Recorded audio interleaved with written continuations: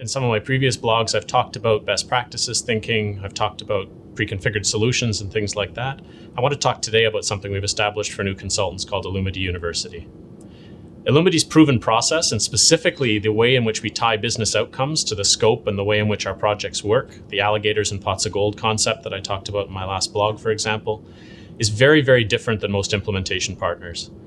And what we actually find is when we go into the market and we hire consultants that have 10, 12, 15 years of experience, it's so unfamiliar to them that adaptation from the way that they've worked before to the way that we want to work at Illumiti is difficult.